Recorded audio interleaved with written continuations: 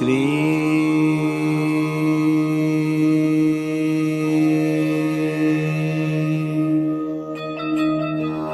बाबा स्वामी नमो नमः।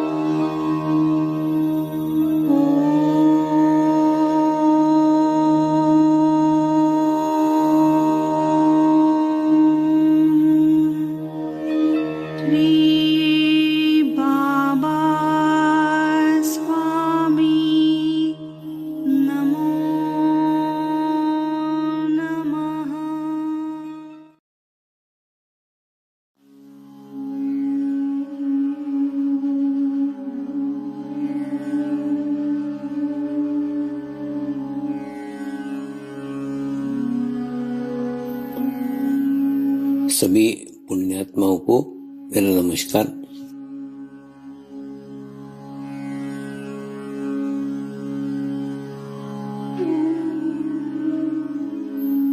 गुरुर्ब्रह्मा गुरुर्विष्णु गुरुर्देवो महेश्वरा गुरु साक्षात् परब्रह्म तस्मै श्री गुरुवे नमः।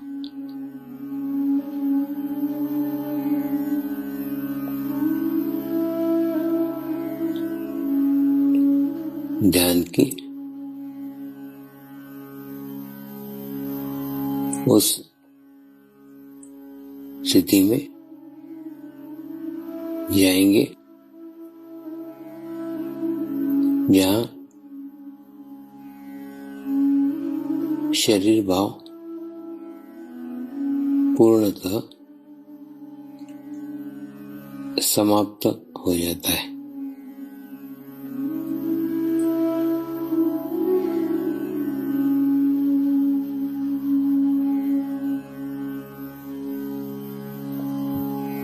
अपने पूरे शरीर को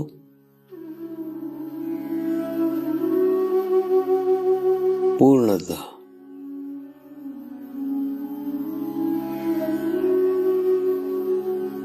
शिथिल छोड़ देंगे, एकदम रिलैक्स हो जाइए।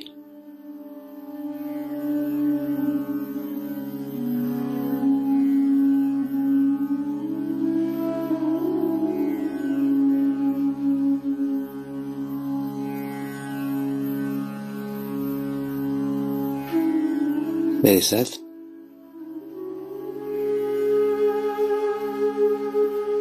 मंत्र का उच्चारण करेंगे।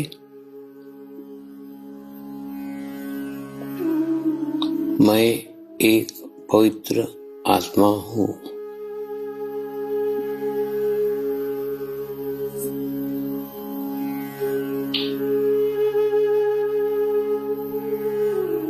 मैं एक शुद्ध आत्मा हूँ।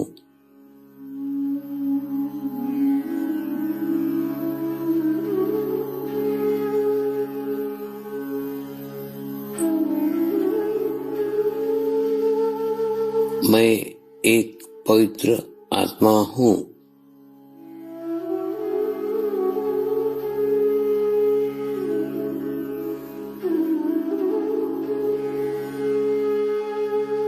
मैं एक शुद्ध आत्मा हूँ।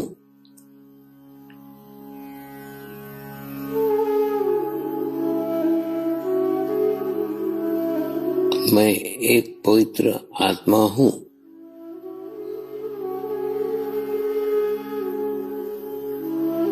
मैं एक शुद्ध आत्मा हूँ।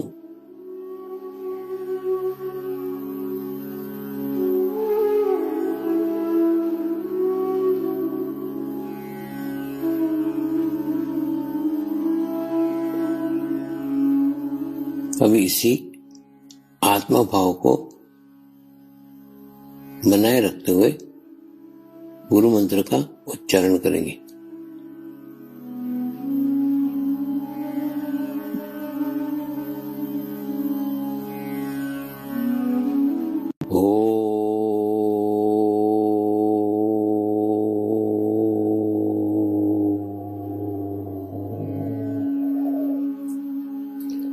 श्री शिव कृपानंद स्वामी नमो नमः।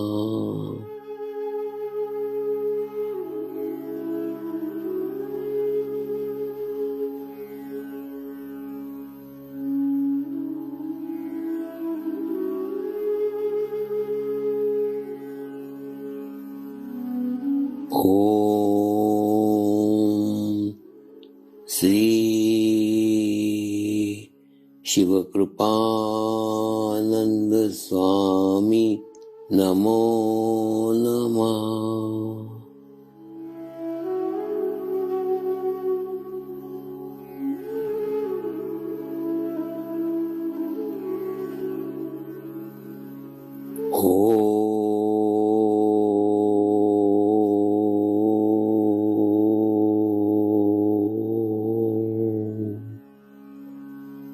श्री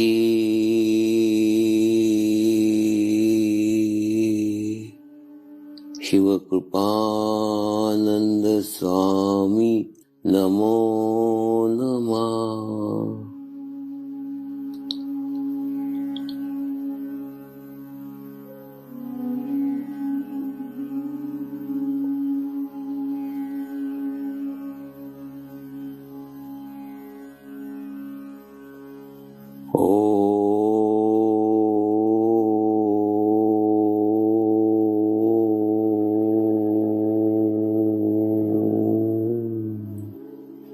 श्री शिव कृपानंद स्वामी नमो नमः।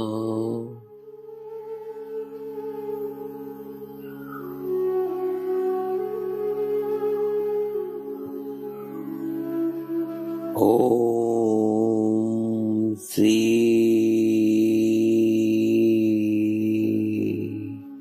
शिव कृपानंद स्वामी नमो नमः। ओम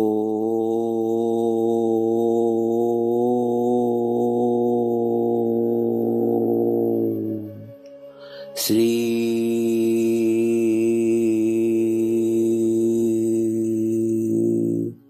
शिव कृपानंद स्वामी नमो नमः।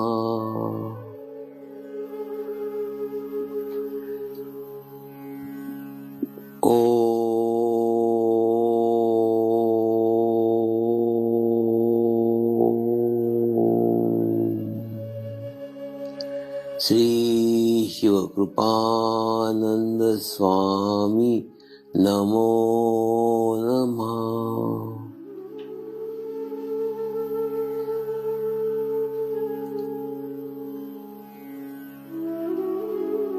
ओम श्री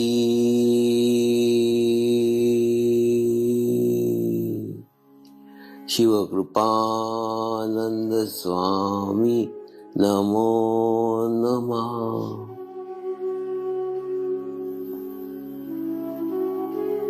ओम श्री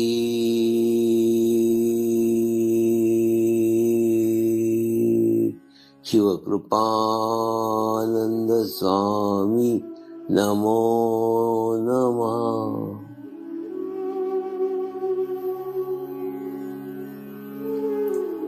अब आप अपना चित्त सहस्त्रार पे रख के थोड़ी देर के लिए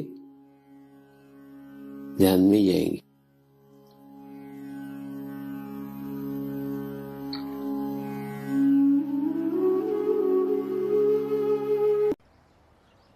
देखो क्या होगा बताओ, जैसे जैसे साधना में आगे आगे प्रगति करते जाओगे ना, वैसे वैसे आपका चित्त स्ट्रांग होते जाएगा, आपका चित्त पवित्र होते जाएगा। और जैसे जैसे चित्त पवित्र होते जाएगा वैसे वैसे चित्त सशक्त होते जाएगा। और चित्त सशक्त होने के बाद आप चित्त से जो भी सोचोगे वो हो जाएगा, क्योंकि चित्त शक्ति उस कार्य के पीछे लग जाएगी। तो आपने अगर अपने स्वयं के बारे में कुछ बुरा विचार किया, निगेटिव विचार किया, कुछ बुरा सोचा, तो आप देखोगे वो बुरा भी हो जाएगा। क्यों? क्योंकि आपने आपके सशक्त चित्त की शक्ति उसके पीछे लगाई है। दूसरा, आप किसी का भी बुरा सोचोगे तो उसका भी बुरा हो जाएगा। क्यों? क्योंकि आपने आपके चित्त से उसकी शक्ति उसके अंदर डाली है। और दूसरा, उसका जो बुरा हुआ उसका पाप तुमको लगेगा, क्योंकि तुम्हारे माध्यम से बुरा हुआ है। तो किसी का भी बुरा भी मत सोचो, कुछ भी बुरा मत सोचो। यानी आपके सोचने के ऊपर भी आपका नियंत्रण होना चाहिए। और आगे का है, नियमित सवेरे 4 बजे से लेकर 6 बजे के बीच में कुछ नहीं, आप सिर्फ इतना ही ध्यान करो, सिर्फ वो ध्यान एहसास के साथ करो। आप जो बोलने जा रहे हैं, इसमें ना एहसास खूब महत्वपूर्ण है। आप जो बोलने जा रहे हैं वही फील करो, वो भी अनुभव करो। कुछ नहीं, आपको इसके अंदर आधा घंटा समय देने का है। सिर्फ 3 बार बोलने मात्र से आपके अंदर एक ऊर्जा निर्माण होगी, आपके अंदर एक वेव्स निर्माण होंगे जो ऑटोमेटिकली आपको ध्यान में ले जाएंगे। सिर्फ इतना बोलो, मैं एक पवित्र आत्मा हूं। ये सिर्फ बोलो और बोलते साथ उसको फील करो कि मैंने अलग अलग जन्मों में अलग अलग जातियों में जन्म लिया, फिर भी मेरी पवित्रता जैसी की वैसी बनी हुई है। मैंने अलग अलग धर्मों में जन्म लिया,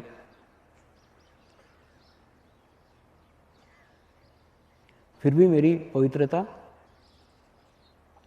वैसी की वैसी बनी हुई है। मैंने अलग अलग भाषाओं में जन्म लिया, फिर भी मेरी पवित्रता जैसी की वैसी बनी हुई है। मैंने अलग अलग देशों में जन्म लिया, तो भी मेरी पवित्रता वैसी की वैसी बनी हुई है। ये जब एहसास करोगे तो आपको खुद को अनुभव होगा कि आपके ऊपर किसी जाति का, किसी धर्म का, किसी देश का, किसी भाषा का, किसी रंग का कोई प्रभाव नहीं पड़ता। इन सब में आपकी पवित्रता बनी हुई है। यानी आपके मन से फिर इस सब प्रकार के देह के भेदभाव समाप्त हो जाएंगे। जाति के भेदभाव, धर्म के भेदभाव, देश के भेदभाव, रंग के भेदभाव, लिंग के भेदभाव, कुछ नहीं। ये सब भेदभाव ऑटोमेटिकली समाप्त हो जाएंगे जब आप मानोगे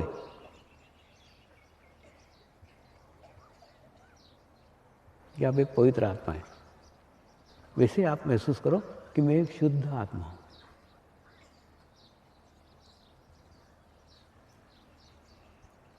शुद्ध आत्मा हूं यानी मैं एक शुद्ध आत्मा हूं, यानी मैं शुद्ध आत्मा के अलावा कुछ नहीं हूं। ना मेरा कोई पद है, ना कोई मेरी शिक्षा है, ना कोई मेरा रिश्ते हैं, ना कोई मेरा समाज है, ना मेरी कोई जाति है, ना देश है, कुछ नहीं है। आप इस तरह तक पहुँचो कि आप पुरुष है या स्त्री है, इसका भी एहसास आपको नहीं होना चाहिए। ये शुद्धता का एकदम टॉप लेवल। कि स्त्रियां ध्यान करें तो उसको याद नहीं रहना चाहिए वो स्त्री है कि पुरुष है, पुरुष ध्यान करे उसको याद नहीं रहना चाहिए वो पुरुष है कि स्त्री। मैं शुद्ध आत्मा हूँ। आत्मा ना स्त्री होता है ना पुरुष होता है। ऐसा 3 बार आप बोल करके एक आधा घंटा ध्यान करो। हाँ, दूसरा नियम है नियमित ध्यान करने का।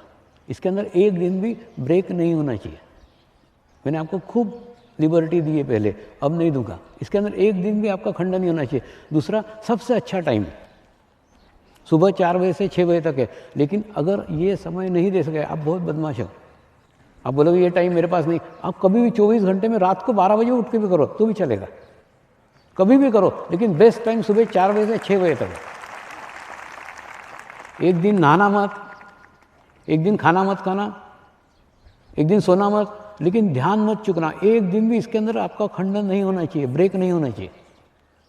इतनी नियमित साधना होना चाहिए। कभी भी करो, कितना खुला दिया है, 24 घंटे में आप कभी भी ध्यान करो। लेकिन बेस्ट टाइम 4 बजे से 6 बजे तक का है।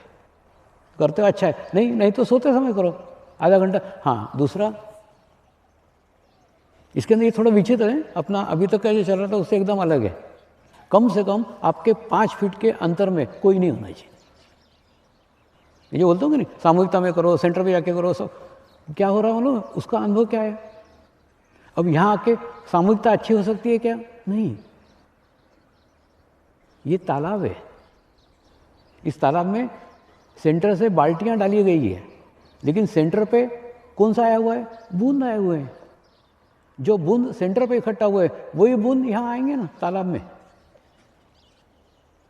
तो ये शुद्धता तालाब से नहीं होगी, शुद्धता वो सेंटर रूपी बाल्टियों से भी नहीं होगी।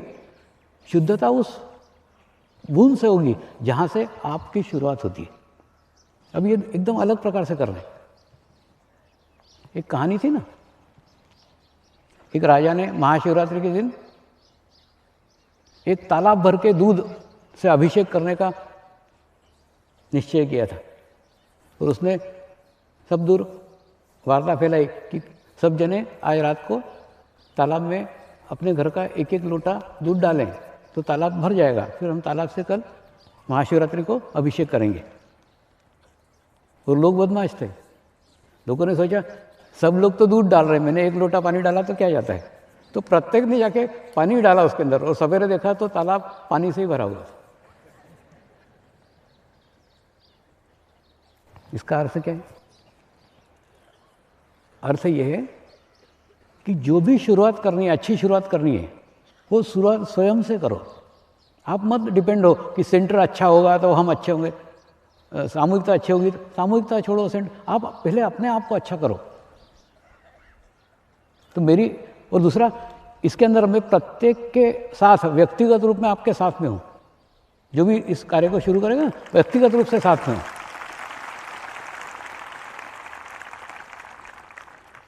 दूसरा, रात को 10 बजे से लेके सुबह 4 बजे तक मैं ध्यान करने को मना करता था। लेकिन ये ध्यान करने को क्यों कह रहा हूँ? ये इनवर्ड जर्नी है, अंतर्मुखी यात्रा है। आप शरीर से आपके आत्मा के भीतर जा रहे हैं, अंदर जा रहे हैं।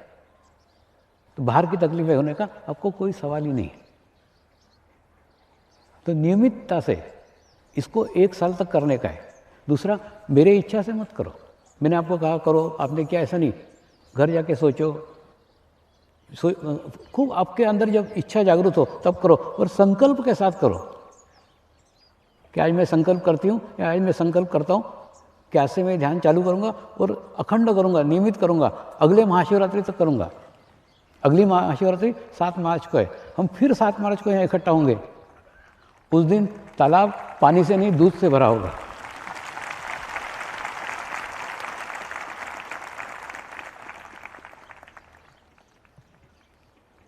क्या हो रहा है मालूम? इससे आपको क्या मिला है उसका अनुभव होगा। खूब कठिन है, जो बातें बताए ना, खूब कठिन है। बुरा मत बोलो, बुरा मत सुनो, बुरा मत देखो, बुरा मत सोचो, इसको रोज याद रखना। तो क्या हो रहा है मालूम है? ये सब खिड़कियां हैं ना, ये सब खिड़कियां हैं जिनमें से कचरा अंदर आ रहा है। आप लाख अपने घर की सफाई करो, जब तक खिड़कियां बंद नहीं होगी प्रोग्रेस नहीं होगी, प्रगति नहीं होगी। इसलिए इस पद्धति को आज से ही प्रारंभ किया जा रहा है, इसलिए उसका नाम दिया है सामूहिक संस्कार साधना। वास्तव में मैं एक पवित्र आत्मा हूं, इसका संस्कार अपने ऊपर करने का है। मैं एक शुद्ध आत्मा हूं, इसका संस्कार अपने ऊपर करने का है। ये अच्छे संस्कार करने का है। दूसरा, इसको सामूहिकता में नहीं करने का। अभी तक जो ध्यान अपन सामूहिकता में करते थे, पर तुम शाम को जाके सेंटर पे ध्यान करो, लेकिन ये ध्यान तुम्हारा इंडिविजुअल होना चाहिए, अकेले का होना चाहिए, व्यक्तिगत होना चाहिए। कोशिश करो कि तुम्हारे 5 फीट में कोई नहीं होना चाहिए। छोटे से रूम में बैठो, गच्ची पे बैठो, बगीचे में बैठो, कहीं भी।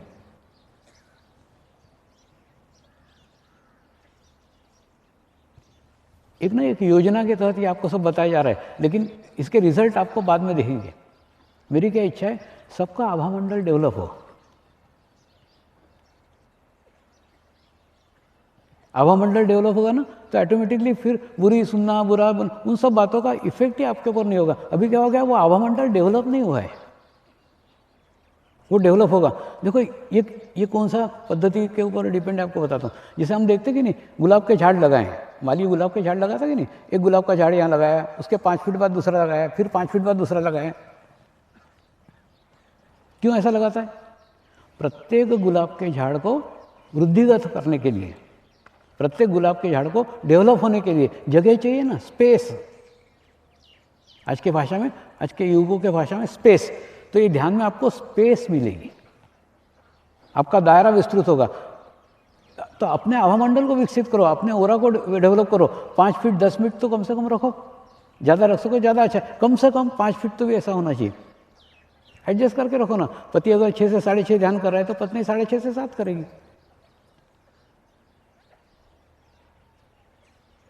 और अगर आधा घंटा भी अगर आप आपके जीवन में नहीं दे सकते हो, तो आपके जीवन के ऊपर आप अपने आप को सोचो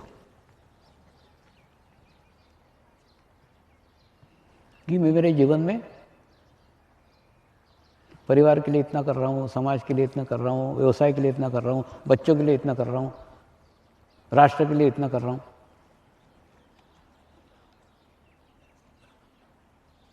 लेकिन मैं मेरे लिए आधा घंटा भी नहीं दे सकता। और दूसरा, ये जो आधा घंटा दोगे, ये आधा घंटा आपके अंत समय तक आपके काम आएगा।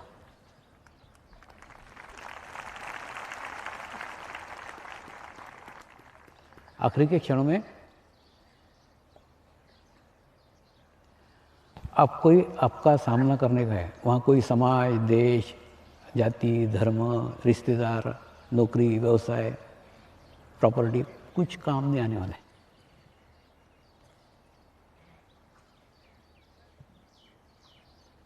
ये आधा घंटा काम आएगा।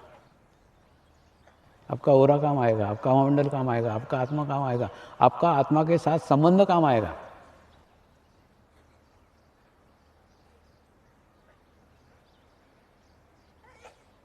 इस आधे घंटे में आप आपके ही गुरु हो जाएंगे। दूसरा, आपको भी इसमें कुछ समझ में आ रहा हो, नहीं समझ में आ रहा हो, कुछ लोग रहते हैं कि चलो करके देखते, ऐसा करके देखो ना, तो भी परिणाम वही आएंगे, रिजल्ट वही आएंगे। तो इसमें प्रत्येक को स्पेस दिया गया है, जिससे आपका आभामंडल विकसित हो, आपका ओरा विकसित हो।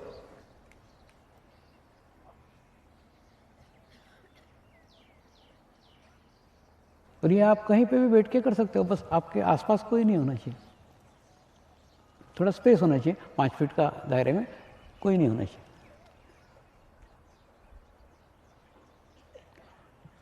इस सामूहिक संस्कार साधना को आज से हम प्रारंभ कर रहे हैं। तो आपकी जब इच्छा हो तब उसमें शामिल हो। आज से शुरू करोगे ज़्यादा दिन मिलेंगे, आज से संकल्प करोगे ज़्यादा दिन मिलेंगे, लेकिन इसमें कोई भी कभी भी कहीं भी शामिल हो सकता है। दूसरा, समर्पण के साधक नहीं, कोई भी व्यक्ति, कोई भी मित्र हो, कोई भी दोस्त हो, आपका परिचय, किसी को भी उसको बता सकते हो, शामिल होने को कह सकते हो, और कोई भी शामिल हो सकता है, कोई कंडीशन नहीं है, कोई नियम नहीं है।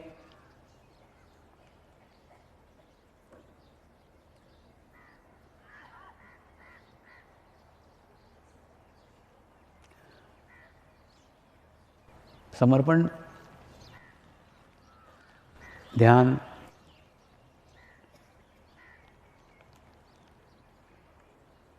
सामूहिक संस्कार साधना,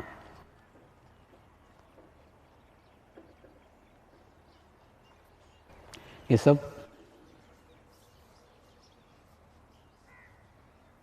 कार्य के विस्तार के प्रकार हैं।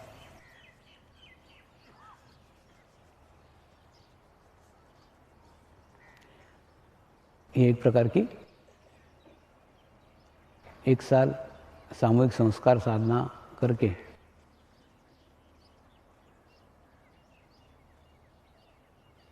आप उन हिमालय के गुरुओं को गुरु दक्षिणा दे रहे हैं।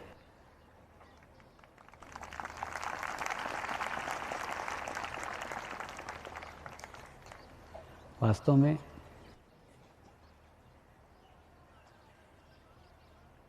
भारतीय संस्कृति में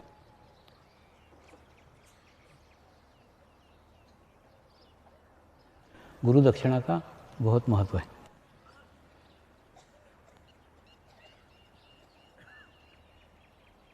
और गुरु को, गुरु के कार्य के अलावा कुछ प्रिय नहीं होता। सबसे प्रिय क्या है? गुरु कार्य।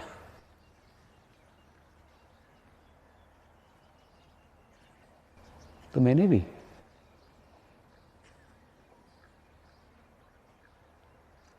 अपने गुरुओं को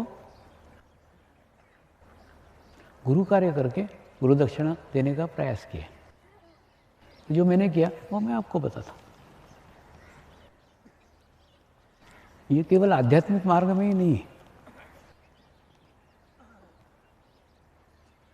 कोई संगीतकार है, कोई गायक है, आप उनको मिलो। कोई चित्रकार है, जो कला के क्षेत्र में, ये लोगों को भी, इनको सबसे ज़्यादा प्रिय क्या रहते हैं? उनकी कला। गायक को लगता है मेरी गाने की कला अगली पीढ़ी तक कैसे पहुँचेगी, अगली पीढ़ी से अगली पीढ़ी तक पहुँचेगी, कौन इसको संभाल के रखेगा, कौन इसको संजो के रखेगा, कौन इसका आगे बढ़ाएगा।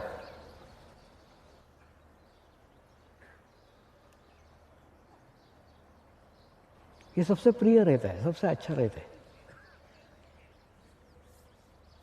ठीक उसी प्रकार से आध्यात्मिक क्षेत्र में भी गुरुओं को लगता है ना कि जो मुझे मिला है वो दूसरों को मिलना चाहिए।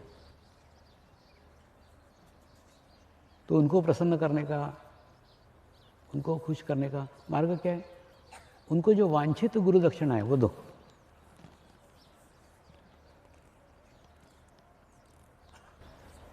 क्योंकि ये सामूहिक संस्कार साधना की प्रेरणा भी गुरुओं ने मुझे दी। इसीलिए उसको महाशिवरात्रि से प्रारंभ किया जा रहा है। कई बार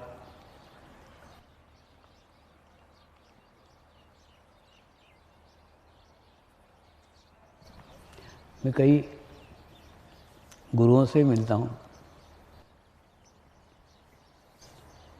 और गुरुओं से भी ये अनुष्ठान के बारे में बताते रहता हूँ।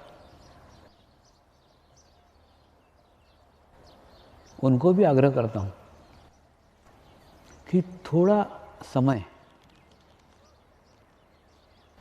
थोड़ा टाइम आप अपने स्वयं के लिए दो, क्योंकि ये कोई तपोभूमि नहीं है, ये कोई हिमालय नहीं है, ये कोई निर्जन स्थान नहीं है। हम सभी एक समाज में रह रहे हैं और समाज का दूषित वातावरण, वैचारिक प्रदूषण, इन सब का प्रभाव हमारे शरीर के ऊपर भी पड़ता ही है। और इस सब से बचने का उपाय एक ही है कि अपने आप को थोड़ा समय दो। देखिए, जैसे गुरुओं का अकाउंट कैसा रहता है, वो हर दफ़े बांटते रहते। अरे बांटते रहते हैं, लेकिन वहाँ डिपॉजिट भी करो ना, विड्रॉल करोगे तो बैंक करप्ट होगी। तो प्रत्येक गुरुओं ने थोड़ा समय अपने आप के लिए देना चाहिए, एकांत, कोई साथ में नहीं, कुछ नहीं। तो उनको मैंने कहा ये मैं करता हूँ, 45 दिन तक एकांत में रह के, शांत रह करके जो ग्रहण करता हूँ, बाकी के 320 दिनों में वो बांटता हूँ। और फिर 320 दिनों के बाद में फिर उस 45 दिन की राह देखता हूँ, जैसे छोटे बच्चे छुट्टी की राह देखते हैं ना, वैसे। क्या होता है मालूम है, जैसे एक पीतल का ग्लास है, उसको आप खूब चमकाओ, खूब मांझो, स्वच्छ करके एकदम चक करके रखो, और दूसरे दिन जाके देखोगे ना तो वो चमक नहीं होगी उस पर जो कल थी। क्या कारण है? कारण है कि वातावरण की धूल, डस्ट सब उसके ऊपर आगे गई, उसकी चमक कम हो गई। ठीक उसी प्रकार से ये गुरुओं का भी है। गुरुओं ने भी रोज मांझना चाहिए। रोज मांझना चाहिए मतलब रोज नहीं मांझ सकते तो साल में कुछ दिन अपने आप को शुद्ध करने के लिए, अपने आप को पवित्र करने के लिए देना ही चाहिए। अन्यथा समाज के बुरे प्रभाव, समाज के बुरे इफेक्ट आपके भी शरीरों के ऊपर हो सकते हैं।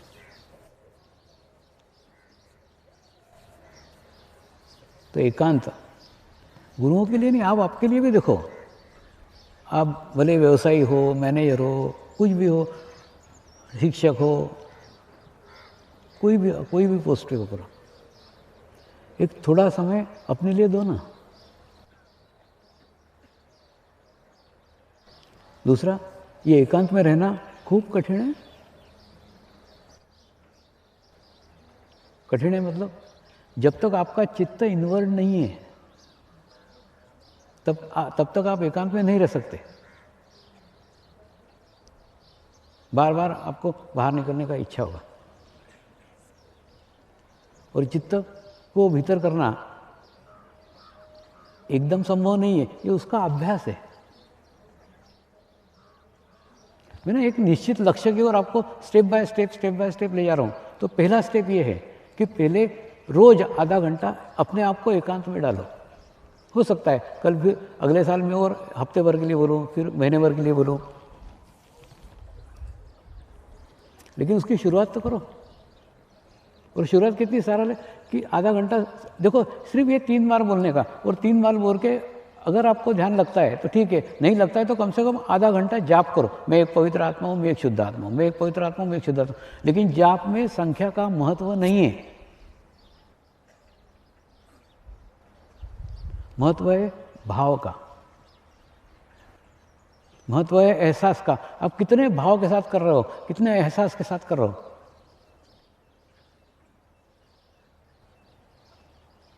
एक्चुअली सिर्फ 3 बार बोलने में से अपने अंदर से इतनी ऊर्जा निकलना चाहिए, इतनी एनर्जी मिलना चाहिए, ऑटोमेटिक ध्यान लग ही जाना चाहिए।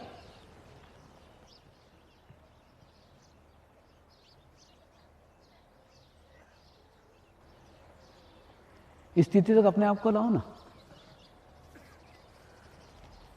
दूसरा, मैं देखो, सब मनुष्यों का अंतिम लक्ष्य मोक्ष ही है।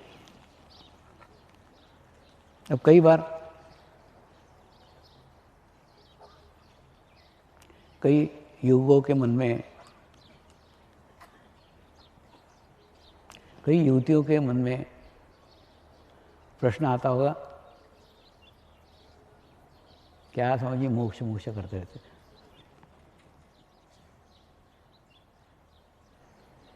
लेकिन वास्तव में आप देखो ना, अगर मोक्ष का लक्ष्य लेकर के आप जीवन यापन करते हो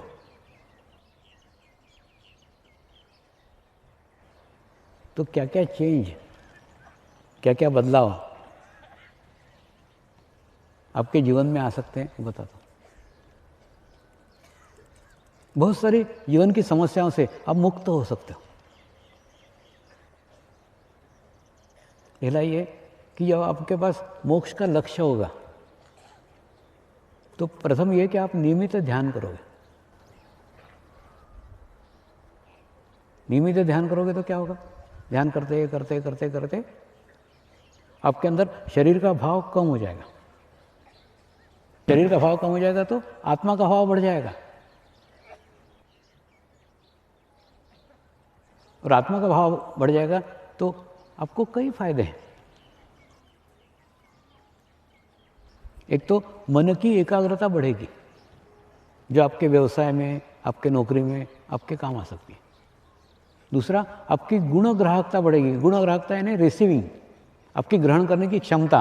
अगर कोई 4 घंटे में ग्रहण करता है, आप 2 घंटे में करोगे, तो आपकी गुणग्राहकता बढ़ेगी, ग्रहण करने की क्षमता बढ़ेगी। तीसरा, आप स्वस्थ रहोगे, तंदुरुस्त रहोगे।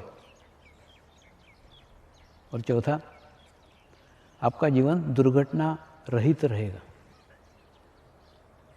जब आप ध्यान करोगे, मेडिटेशन करोगे, तो आपके आसपास आपका आभामंडल बनेगा, आपका ओरा बनेगा, जो कोई भी दुर्घटना से आपको बचाएगा।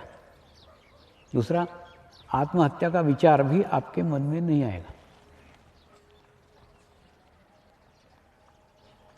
अभी युवकों की, युवतियों की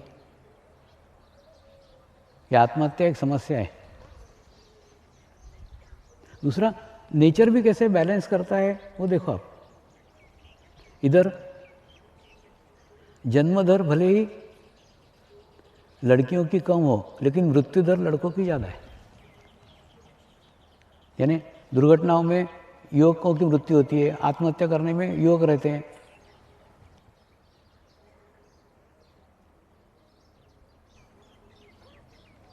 तो ध्यान करोगे, मेडिटेशंस करोगे, तो कभी अपने आप को अकेले महसूस करोगे ही नहीं। आत्मा कभी हत्या नहीं करती, शरीर आत्महत्या करता है। तो जब आप अपने आप को आत्मा समझोगे तो आप आत्महत्या भी नहीं करोगे। दूसरा, आप इतने पवित्र हो जाओगे, इतने शुद्ध हो जाओगे कि आप गुरुओं का जन्म लेने का माध्यम बनोगे। इससे बड़ा गुरु कार्य ना कोई है, ना कोई कर सकता है।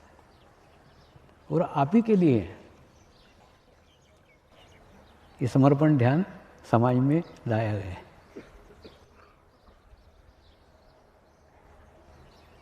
तो एक अच्छे गुरु का जन्म का माध्यम आप बने,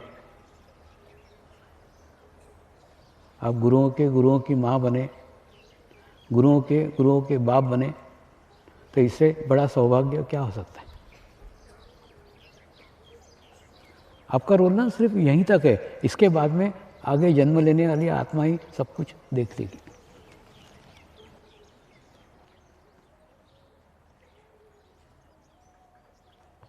एक शांति के साथ, एक समाधान के साथ संपूर्ण जीवन जीओगे और आखिरी में आध्यात्मिक मृत्यु को प्राप्त होगे। आध्यात्मिक मृत्यु वो मृत्यु है जिसके बाद में कोई जन्म नहीं है।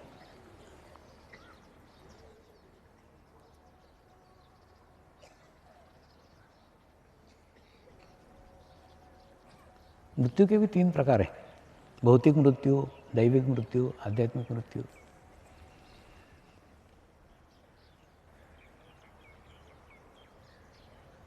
भौतिक मृत्यु के समय कोई वैद्य, कोई डॉक्टर उपलब्ध हो जाए, सही ट्रीटमेंट हो जाए, तो उस मृत्यु को से बचा जा सकता है।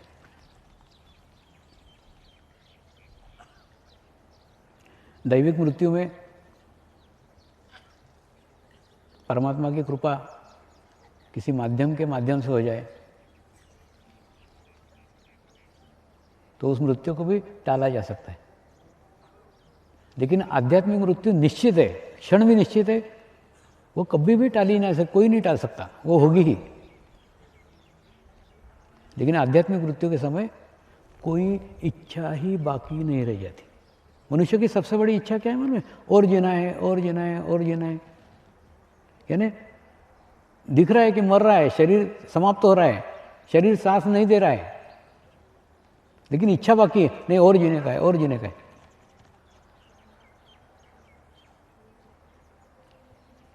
ये मनुष्य की सबसे बड़ी इच्छा है। ये भी इच्छा समाप्त हो जाती है, जीने की भी इच्छा नहीं, जी रहे जी रहे।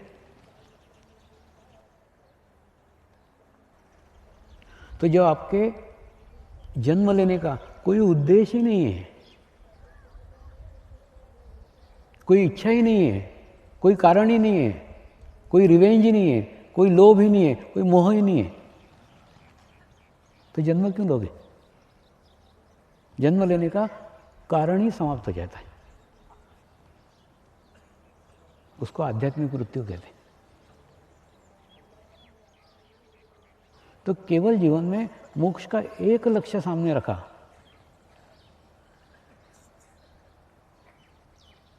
तो उस लक्ष्य को सामने रखकर जीवन का पूरा मैनेजमेंट हो जाता है।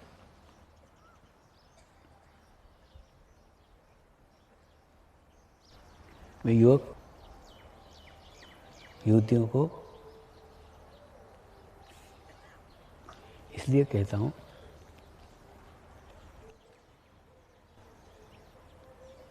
क्योंकि गुरुओं के गुरु इस धरती पे अवतरित हो, यह मेरी नहीं, मेरे गुरुओं की इच्छा है। केवल उनको अच्छे माँ बाप नहीं मिल रहे, तो अच्छे माँ बाप निर्माण करे का कार्य करने के उद्देश्य से ये समर्पण ध्यान ये समाज में लाया गया है। तो सामूहिक संस्कार साधना का प्रारंभ आज से हम करने जा रहे हैं, और जिसमें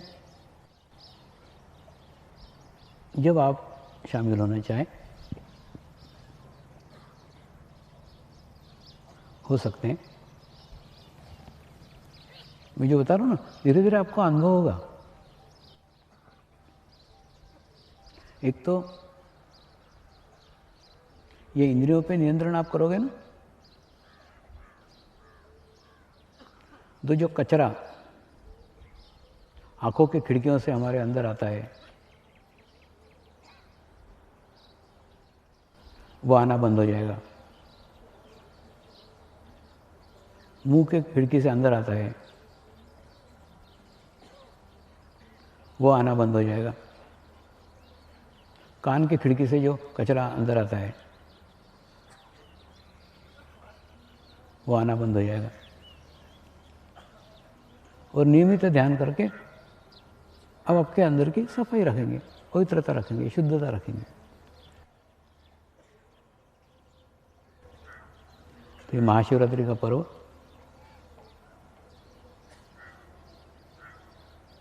वो पावन पर्व है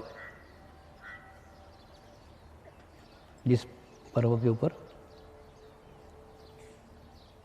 अब सामूहिक संस्कार साधना को प्रारंभ करने जा रहे हैं।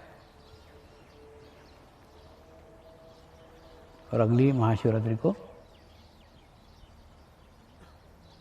हम जब इस तालाब का दर्शन करेंगे तो ये सामूहिकता का तालाब शरीर से नहीं आत्माओं से भरा होगा। नमस्कार।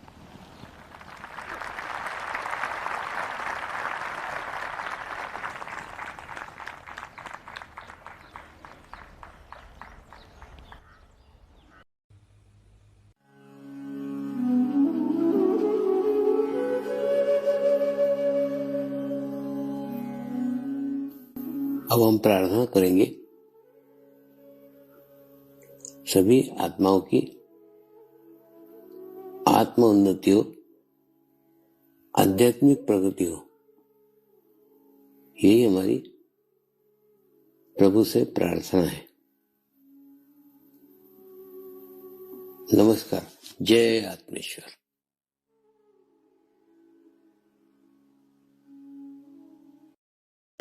शांति पाठ करेंगे।